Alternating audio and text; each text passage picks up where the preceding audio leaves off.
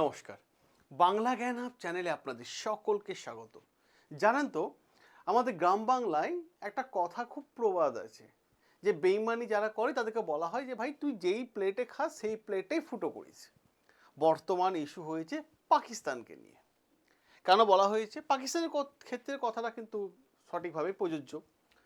প্রশ্ন হয়েছে, আমেরিকার সাথে গদ্দারি করলো পাকিস্তান এবং ভেতর ভেতর অন্য একজনের সঙ্গে সেটিং করে নিল। কি বিষয়টা ভীষণ ইন্টারেস্টিং বিষয় না? আমি বুঝিয়ে দিচ্ছি আপনাদেরকে।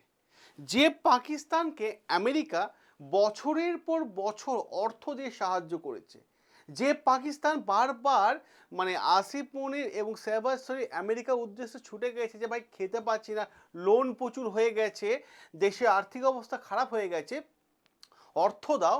ডোনাল্ড ট্রাম্প কিন্তু অর্থ দিয়ে সাহায্য করেছিল। এমনকি শুধু অর্থ না, অস্ত্র দিয়েও সাহায্য করেছিল এবং ক্ষমতায় বসিয়েছিল। আজ কি হলো? আজকে সেই পাকিস্তানি কি করলো? আমেরিকার পিঠে ছুরি মারলো। হ্যাঁ, আমেরিকার পিঠে ছুরি মারলো। আর এই মুহূর্তে এই আপডেটটা গোটা ভূ রাজনৈতিক একটা বড় মাত্রা লেভেলে কিন্তু ডোনাল্ড ট্রাম্পকে কাঠগড়ায় দাঁড় করিয়ে দিয়েছে। আজকে আমেরিকার সেনেটরাই ডোনাল্ড ট্রাম্পকে প্রশ্ন করছে, আপনি কাদেরকে হেল্প করলেন? না জেনে না বুঝে কাদের সাথে আপনি হাতটা মেলালেন? এবং সাথে সাথে কি ডোনাল্ড ট্রাম্প এর সাথেও কিন্তু প্রশ্ন উঠে গেছে আমেরিকা গোয়েন্দা দপ্তরেও, যে সিআইএ এজেন্ট তাহলে কি করছিল যে এতদিন আমেরিকার শত্রুর সাথে পাকিস্তান হাত মিলিয়ে নিয়েছে এবং আমেরিকাকে দেখাচ্ছে যে হ্যাঁ পাকিস্তান আমেরিকার পাশে আছে, আর এদিকে পেছনে খেলাটা অন্য লেভেলে চলছে। বিষয়টা আমি আপনাদের বলি। পাকিস্তান গোপনে ইরানকে সাহায্য করছে, বিষয়টা হচ্ছে এইটাই। এবং এই রিপোর্টটা আমি বলছি না, সিআইএ খুদ এই রিপোর্টটা দিয়েছে। সিবিসি দেখুন এই রিপোর্টটা, সিবিসি এই রিপোর্ট দিয়েছে, সিবিসি, অন্য কেউ দেয়নি। এবং রিপোর্ট পরিষ্কারভাবে প্রকাশ করে দেওয়া হয়েছে। এই রিপোর্ট এখানে পরিষ্কারভাবে উঠে আসছে বেশ কয়েকটা জায়গা। আর সেই খবর প্রকাশ হওয়ার সঙ্গে সঙ্গে গোটা আমেরিকা সহ হোয়াইট হাউসে একটা ভূকম্পন কিন্তু তৈরি হয়ে গেছে। সবাই অবাক হয়ে গেছে। আর সবাই কিন্তু ডোনাল্ড ট্রাম্পের দিকে কিন্তু এখন আঙুলটা তুলছে এবং প্রশ্নটা তুলছে যে পাকিস্তানকে আপনি এতটা বিশ্বাস করলেন কোন অ্যাঙ্গেল থেকে? সিআইএ রিপোর্ট জমা দিতে ব্যর্থ হলো কেন? এই প্রশ্ন উঠছে। আর ইরান কি শক্তিশালী নতুন যে জোট তৈরি করে ফেলেছে ভেতর ভেতর পাকিস্তানের সাথে, সেই খবরটা আপনি জানলেন না কেন? দেখুন, পাকিস্তান এবং আমেরিকা, ইরান এবং আমেরিকা, এরা দুইজনই কিন্তু গেছিল কোথায়? পাকিস্তানে। কিসের জন্য? যুদ্ধ বিরতিটাকে একদম বন্ধ করে দেওয়ার জন্য, শান্তির জন্য, আলোচনার জন্য গেছিল। আলোচনা তো হলোই না, পাকিস্তান ওই টেবিল থেকে উঠে চলে আমেরিকা যে উপরাষ্ট্রপতি জেডি ভেন্স ওই টেবিল থেকে উঠে আমেরিকা চলে গেল, কিন্তু ইরান সেটিং করে নিল। বিষয়টা কি হয়েছে আজকে পুরো ঘটনা গভীরভাবে বোঝার চেষ্টা করবেন এবং প্রত্যেকটা বিষয়কে যুক্তি এবং লজিক দিয়ে আমি আপনাদের সামনে আলোচনা করব। তার আগে আমি সকলকে রিকোয়েস্ট করব, যারা দেখছেন এই ভিডিওটা, ভালো লাগলে ভিডিওটা অতি অবশ্যই লাইক করে নিন আর চ্যানেলটাকে সাবস্ক্রাইব করে নিন। যদি আপনাদের যুক্তি লজিক এবং অথেন্টিক আপডেট ইনফরমেশন চাই, তাহলে বিষয়টা আসি আমরা মেন জায়গায়। আমেরিকা আর পাকিস্তান কোনোভাবেই কিন্তু আমেরিকা পাকিস্তানকে ভরসা করতে পারছে না, কারণ পাকিস্তান ইরানের সাথে নতুন সম্পর্ক তৈরি করে ফেলেছে। আর এই মুহূর্তে বড় আপডেট হলো, যখন আমেরিকা এবং ইসরায়েল ইরানের ওপর ক্রমাগত আক্রমণ করছিল, ঠিক সেই সময় ইরান তাদের প্রতিবেশী রাষ্ট্র পাকিস্তানের সাথে এক নতুন কূটনৈতিক এবং সামরিক সম্পর্ক তৈরি করে ফেলেছে। এবার এই ইস্যুটা বর্তমান সময়ে হয়েছে। আমরা যদি এর ব্যাকফুটে যাই, আমরা যদি অতীতে যাই, তাহলে আমরা কি দেখতে পেয়ে পাবো? ইরান এবং পাকিস্তানের সম্পর্ক কেমন ছিল? দেখুন, অতীতের কথা বলতে গেলে বোঝা যাবে যে ইরান এবং পাকিস্তানের সম্পর্ক আগে কিন্তু খারাপই ছিল, কারণ দীর্ঘ সময় ধরে ইরান পাকিস্তানের ওপর নানান ব্লেম তুলেছে, ইরানও কিন্তু নানান অ্যালিগেশন তুলেছে কার ওপর? পাকিস্তানের ওপর। সীমান্তে সংঘর্ষ, জঙ্গি ইস্যু, আফগানিস্তানকে নিয়ে প্রশ্ন, গোয়েন্দা দ্বন্দ্ব, সব কিছু মিলে ইরান পাকিস্তানের সম্পর্ক একটা মিষ্টি ভাব ছিল না, একটা তেতো তেতো ভাব ছিল বা তিক্ত ভাব ছিল। আর এই সব কিছু কিন্তু বর্তমান সময়ে ভালো হয়ে গিয়েছে ইরান আমেরিকার যুদ্ধে পাকিস্তানের সাথে ইরানের সম্পর্ক মজবুত করে দিয়েছে। ভাবুন একবার বিষয়টা কোন দিকে যাচ্ছে। পুরো মিডল ইস্টে জিও পলিটিক্স রাতোরাত পুরো ঘুরে যাচ্ছে, রাতোরাত ঘুরে যাচ্ছে। কারণ কি হয়েছে হয়েছে আমি আপনাদের বলি। ইরান কি করছে, আমেরিকা ক্রমাগত আক্রমণ করে যাচ্ছে ইরানের ওপর, ইরানও পাল্টা আক্রমণ করছে। এবার ইরানের যে এয়ারক্রাফটগুলো আছে, যাকে ইরানে বলা হয়ে থাকে চোখ কান নাক, সেই এয়ারক্রাফটগুলো কি করেছে ইরান বাঁচানোর জন্য পাকিস্তানে নূর খান এয়ারবেসে পাঠিয়ে দিয়েছে। আর এই যখনই পাঠিয়ে দিয়েছে, ভাই এই এয়ারক্রাফটগুলো রাখ, এই এয়ারক্রাফট দিয়ে আমেরিকা কোথায় কোন মিসাইল আসছে খবর পাচ্ছি, অতএব এই এয়ারক্রাফটগুলো রাখো তুমি। এবং এই এয়ারক্রাফটগুলো যখনই রাখা হয়েছে, রাখার জন্য পাকিস্তান ইরানকে ভেতর ভেতর গোপনে মানে হেল্প করেছে, এই খবরটা কিন্তু সিবিসি প্রকাশ করে দিয়েছে। আর যখনই প্রকাশ করে দিয়েছে গোটা আমেরিকা অবাক করে হয়ে গেছে, গোটা আমেরিকা অবাক। কারণ ইরানের কাছে থাকা গুরুত্বপূর্ণ সার্ভেলেন্স এয়ারক্রাফটগুলো, বিশেষ করে RC-130 ক্যাটাগরি এয়ারক্রাফটগুলো এখন পাকিস্তানের নূর খান এয়ারবেসে সেফ রয়েছে। ভাবুন একবার, নূর খান এয়ারবেস পাকিস্তানের কাছে সব থেকে গুরুত্বপূর্ণ ইম্পর্টেন্ট এয়ারবেস, আর এর নাকি কোনো তথ্য আমেরিকার কাছে ছিল না, আমেরিকায় ছিল না। সিবিসি প্রথম তথ্য ফাঁস করে দিয়েছে। এবার প্রশ্ন হচ্ছে, পাকিস্তান একদিকে আমেরিকা এবং ইরানের মধ্যে মধ্যস্থতা করার চেষ্টা করছিল এবং বলা হচ্ছিল যে পাকিস্তান ইরান এবং আমেরিকার মধ্যে মধ্যস্থতা করার জন্য ছদ্মবেশে সেজে বসেছিল। অন্যদিকে ভেতর ভেতর সামরিক সহযোগিতা পাকিস্তান ইরানকে করছিল। মানে পাকিস্তান এখানে একটা ডাবল গেম খেলে দিয়েছে, একটা ইরানের সাইডে, একটা আমেরিকার সাইডে। জিনিসটা ক্লিয়ার হয়েছে আপনাদের কাছে?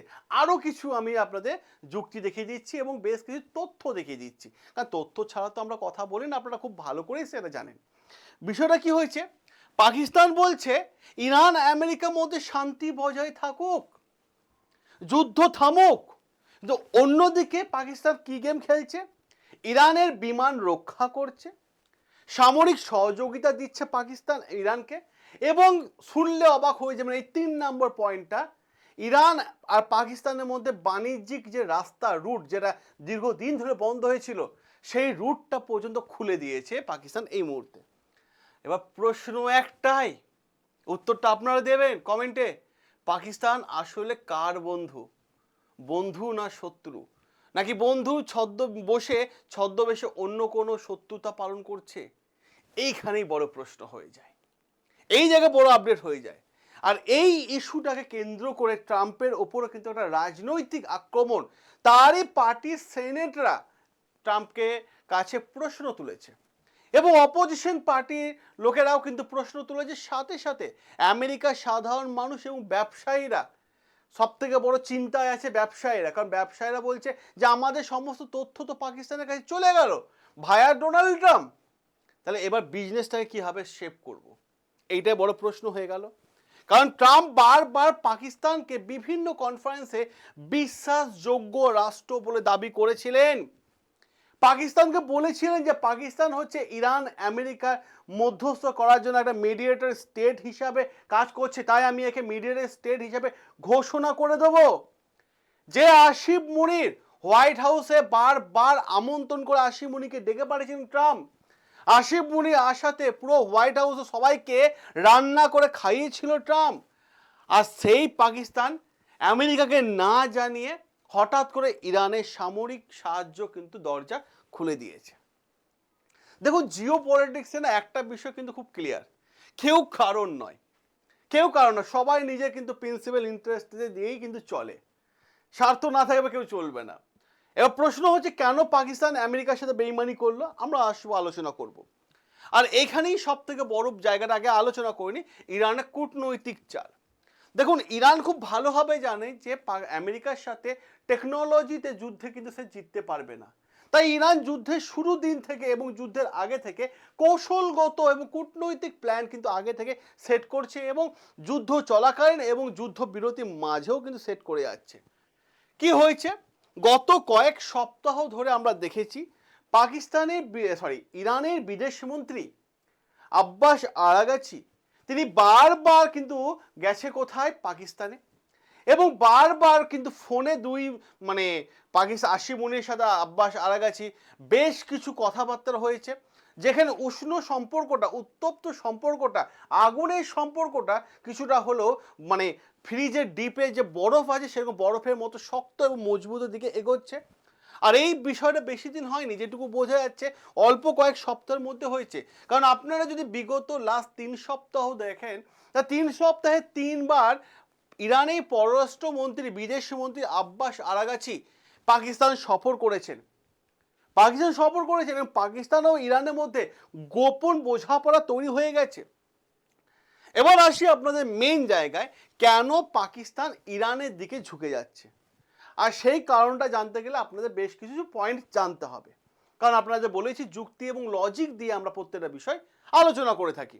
বিষয়টা কি হয়েছে, পাকিস্তানের সঙ্গে আফগানিস্তানের সংঘর্ষ আপনারা জানেন যে দীর্ঘদিন ধরে চলে আসছে। পাকিস্তানের আরেকটা প্রভিন্স আছে ভুলে গেলাম নামটা, তালিবান। সেই তালিবানরাও কিন্তু পাকিস্তানের সঙ্গে থাকতে চাইছে না, তারাও আলাদা জায়গা চাইছে। প্রশ্ন হয়ে যায়, পাকিস্তান এখন চাইছে সবাইকে নিয়ে গুছিয়ে থাকতে, নিজের ঘরটাকে গুছিয়ে না, তারপর আমি আক্রমণটা করব। অপরদিকে আরও একটা নীতি আছে, সেটাও আলোচনা করে দেবো। অপরদিকে তালিবানের সঙ্গে যে ক্রমাগত সংঘর্ষ বাড়ছে, সেটাকেও পাকিস্তান চাইছে ইরানের মাধ্যমে একটা সলিউশন রাস্তা তৈরি করতে। এবং সব থেকে গুরুত্বপূর্ণ 3 নম্বর পয়েন্ট, পাকিস্তানের অর্থনীতি বর্তমান সময় ভেঙে পড়েছে এবং পাকিস্তান সেটা বুঝতে পেরে বারবার আমেরিকার কাছে যাচ্ছিল যাতে তারা অর্থনৈতিকভাবে তাদেরকে সাহায্য করে। তাই এখন তারা বুঝতে পারছে যে এই মুহূর্তে এমন একটা সিচুয়েশনের মধ্যে পাকিস্তান যাচ্ছে, এই মুহূর্তে ইরানকে চটিয়ে কোনো লাভ নেই, ইরানের সাথে শত্রুতা করে লাভ নেই, ইরানের সাথে বন্ধুত্ব করতে হবে। এটা পাকিস্তানের মূল লক্ষ্য। এবার প্রশ্ন হচ্ছে, আমেরিকা যে সিআইএ এজেন্সি আছে, গোয়েন্দা দপ্তর আছে, প্রত্যেকটা দেশে আপনারা জানেন যে একটা করে গোয়েন্দা দপ্তর থাকে। আমেরিকা গোয়েন্দা দপ্তর সিআইএ সবাই জানে যে খুব স্ট্রং, সব কিছু আপডেট আগে থেকে চলে আসে। সিআইএ কাছেও এই রিপোর্ট আসলো না, তাহলে বুঝতে পারছেন কতটা গোপনীয়তা মেনটেন করা হয়েছে। পৃথিবীর সবচেয়ে গোপন তথ্য এদিক ওদিক করে থাকে সিআইএ এজেন্ট, আমেরিকা এজেন্ট, কিন্তু বাস্তবে কি হলো, ইরানের গুরুত্বপূর্ণ সার্ভিলেন্স এয়ারক্রাফট পাকিস্তানের মধ্যে ঢুকে গেল, পাকিস্তানে নূর খান এয়ারবেসে রাখা হলো এবং সঠিক সময়ে তারা কি করছে, নূর খান এয়ারবেস থেকে তেহরান ইরানের দিকে ছুটে যাচ্ছে, যখন যেটা দরকার পড়ছে ইরান ডেকে পাঠিয়ে নিচ্ছে এবং সে বিমানগুলো ছুটে যাচ্ছে। অথচ সিআইএ কোনো টেরই পেল না। আর এই কথাটা এখন আমেরিকায় বলা হচ্ছে one of the biggest ইন্টেলিজেন্সি failure. CIA report সব থেকে বড় ফেল। আসলে কি ঘটনা ঘটেছে, যখন আমেরিকা এবং ইসরায়েল ইরানের তেহরানে আক্রমণ করেছে, কোম শহরে আক্রমণ করেছে, ইস্পাহানে আক্রমণ করেছে, এছাড়া বেশ কিছু এয়ারবেসে যখন হামলা চালিয়েছে, তখন আশঙ্কা করা হচ্ছিল যে ইরানের গুরুত্বপূর্ণ সার্ভিলেন্স এয়ারক্রাফট ধ্বংস হয়ে যেতে পারে। আর ঠিক সেই সুবিধাতে, সেই বিষয়টাকে হাতিয়ার করে আসিফ মুনিরের সাথে পাকিস্তানের এয়ারবেসে সম্পর্ক ভালো এবং পাকিস্তানের কথা এখন মেন আসিফ মুনির সব কিছু লিড করে, তার সাথে আব্বাস আরাগাচি ইরানের পররাষ্ট্রমন্ত্রী গোপনে ডিল করে নিল, যার ফলে ইরানের RC-130 এয়ারক্রাফট এখন পাকিস্তান নূর খান এয়ারবেসে সেফ রাখা আছে। পাকিস্তান নিরাপত্তা দিচ্ছে সেগুলোকে এবং পাকিস্তান থেকে যথাসময় নিয়ে আসা হচ্ছে। এইটাতেই পুরো বিষয়টা লেখা আছে, পুরো বিষয়টা এইখানেই লেখা আছে, সেই রিপোর্টে কিন্তু সেটাই বলা হচ্ছে। এবার প্রশ্ন হচ্ছে, এই RC-130 এয়ারক্রাফট কেন এত গুরুত্বপূর্ণ, এই বিষয়টা আমি আপনাদের সামনে একটু আলোচনায় আনি। দেখুন, RC-130 এয়ারক্রাফট এত গুরুত্বপূর্ণ, তার পেছনে কারণ আছে কি, এটা হচ্ছে ইউএস নাভাল মুভমেন্ট কি করছে না করছে সমুদ্র পথে সব কিছু কিন্তু ট্র্যাক করতে পারে।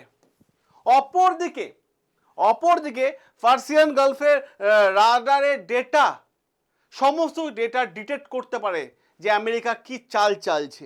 অপরদিকে আমেরিকান কে পুরো যে ওয়ারশিপগুলো আছে সমুদ্রে বড় বড় জাহাজগুলোকে যে ভাসিয়ে রেখেছে ইরানের ওপর আক্রমণ করার জন্য, তার খবরাখবর নিয়ে আসে কে? এই RC-130।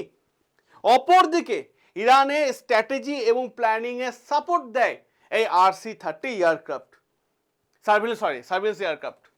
তাহলে ভাবুন এতটা গুরুত্বপূর্ণ। আমেরিকার বিরুদ্ধে যুদ্ধে এই এয়ারক্রাফট ছিল ইরানের কাছে একটা চোখ কান নাক,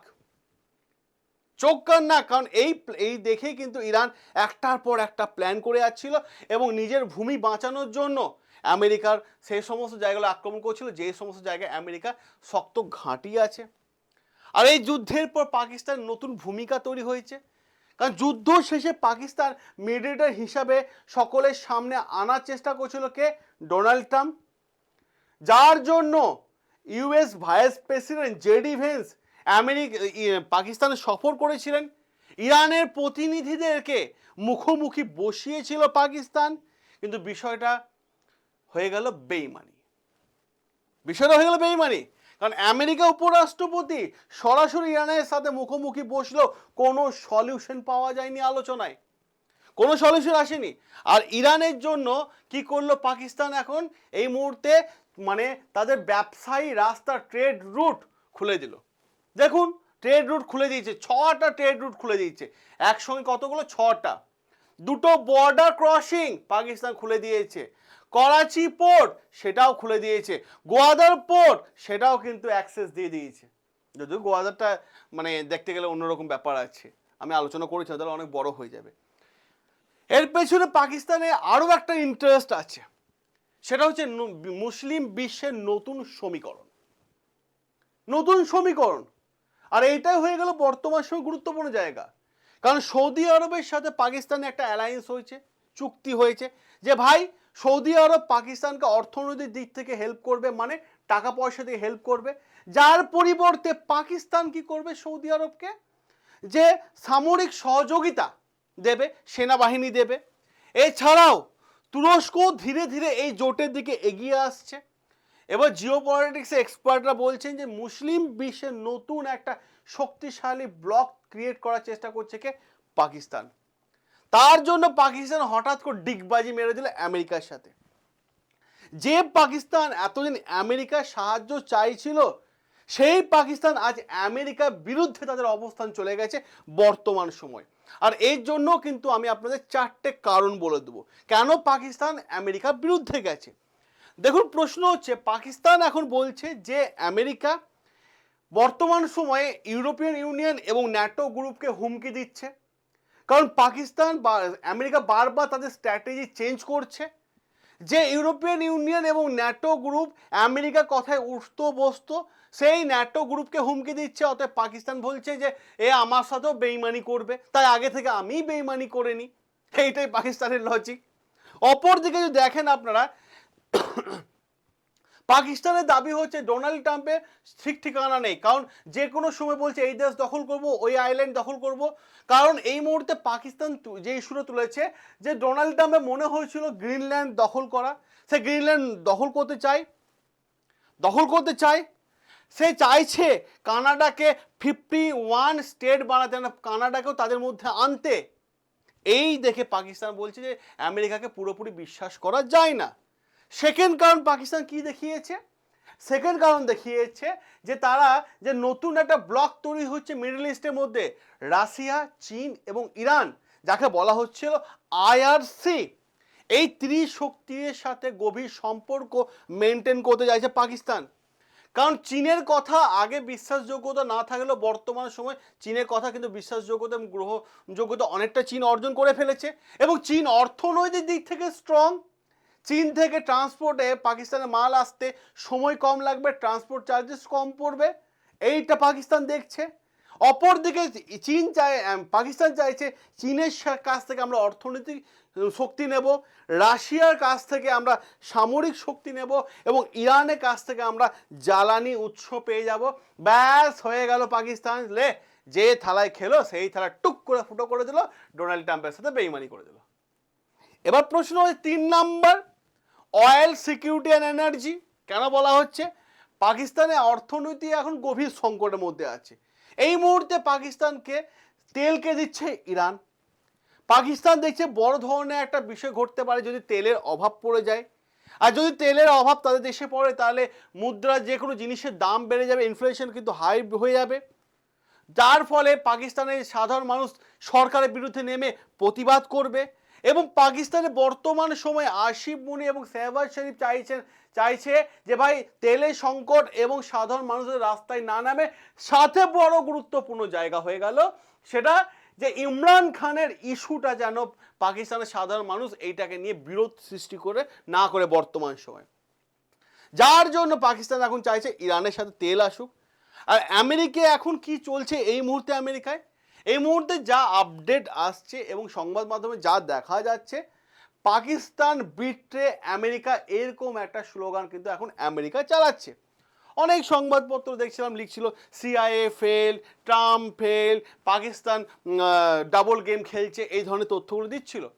অপরদিকে আমেরিকার একজন বড় সেনেট, আমাদের দেশে যাকে এমপি বলা হয়ে থাকে, আমেরিকা তাকে সেনেট বলা হয়ে থাকে, কি বলেছেন?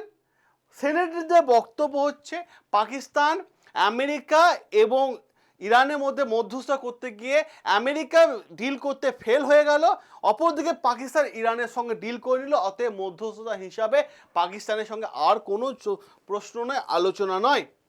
তাহলে শেষ প্রশ্ন কি? তাহলে কি ইরান, রাশিয়া, চীন, পাকিস্তান, তুরস্ক নতুন কি শক্তিশালী ব্লক তৈরি হতে চলেছে? আর এই শক্তিশালী ব্লক কি আমেরিকার বিরুদ্ধে লড়াই করতে চলেছে? এই প্রশ্নের উত্তর আগামী দিন দেবে, আগামী দিনের সিচুয়েশন দেবে। এবং আমি আপনাদের সামনে একটা বড় প্রশ্ন রাখতে চাই, পাকিস্তান কি সত্যিই বেইমানি করেছে আমেরিকার সাথে, নাকি পাকিস্তানের অন্য কোনো লক্ষ্য আছে, নাকি আমেরিকা কথা শুনে এই রিপোর্টটা সামনে এসেছে যেটা পাকিস্তান এখন ডাবল গেম খেলছে? আপনাদের কি রায়, আপনাদের কি মতামত অতি অবশ্যই কমেন্ট বক্সে তুলে ধরবেন। সকলে ভালো থাকবেন, সুস্থ থাকবেন, সাবস্ক্রাইব করে নেবেন আমাদের চ্যানেল, যেখানে প্রত্যেকটা বিষয় যুক্তি, লজিক এবং তথ্য প্রমাণ দিয়ে আমি আপনাদের সামনে আলোচনা করে থাকি। দেখা হবে আপনাদের সাথে গুরুত্বপূর্ণ আরও একটা আর্টিকেল নিয়ে।